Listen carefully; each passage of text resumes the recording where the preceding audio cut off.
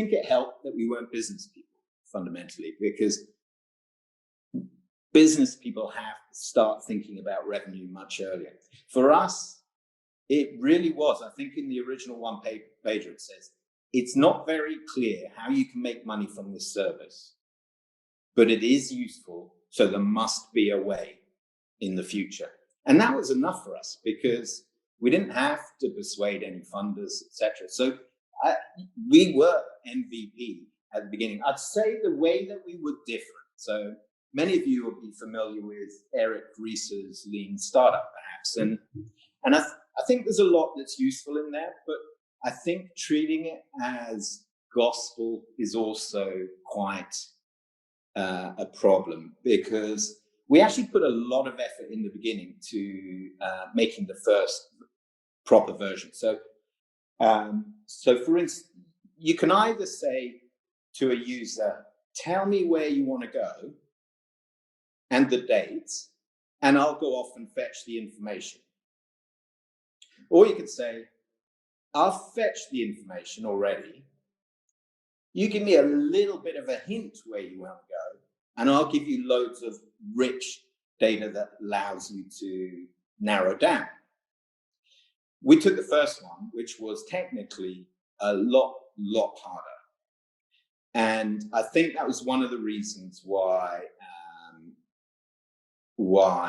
we did so well against the competition. Now, Lean Startup approach, you probably wouldn't have gone down that path. You'd have built the one that just gets the answer at the time someone asks for it. And of the companies that went down that initial route, that choice, which was about 95 to 96% of competitors, virtually none of them rode it back to then bring in the let's get all the answers. Virtually none of them. So I'd be careful on that front. But we did use data, but we didn't, I had an argument with someone on the hypothesis testing, A/B testing. And I said, well, okay, so if I tell you there's a spelling mistake on the site, are you going to ask me to prove that that needs fixing? And they had a good stab at sticking up for their data fundamentalism, which was something like, well, it's all a question of priorities. And it's like, no, you spell it wrong on the site, it gives a bad impression, just fix the thing. It's going to take, you set up a trial around, it's going to take 50 times longer, and if it doesn't take you a few seconds to fix it, let's fix the underlying deployment pipeline. But overall, I think, the idea of build something, get feedback is really important. It reminds me of, did you see in the news that there was pigeons trained to detect cancerous cells, and they performed better than humans?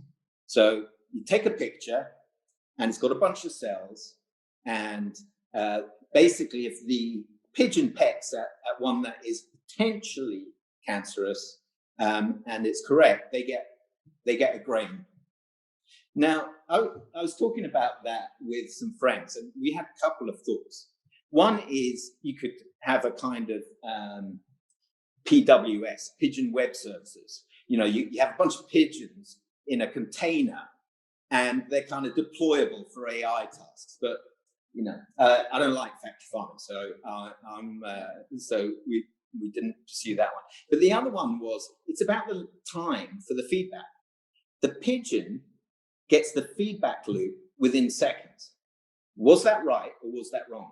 Someone who's sitting, a technician that's sitting doing it and then getting feedback in 3 months' time, because that's how long get the appointment, go in, have a biopsy, etc.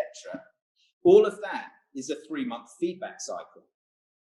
You cannot learn as efficiently unless the feedback cycle is like that. And that's why, I think much better, there's a book called Don't Make Me Think. Don't know how well it stood the test of time, but it talks about hallway usability. You got an idea, you sketch on a bit of paper, show someone, explain it to them, get them to try a prototype on your machine, and look in their eyes, and do they frown or do they show the light? You need the feedback loop to be as quick as possible. Thanks for watching this video. Be sure to like, comment, and subscribe. We'll be uploading new podcasts every week where we spotlight some of the world's leading startup founders and VCs to talk about their journeys and experiences in the field.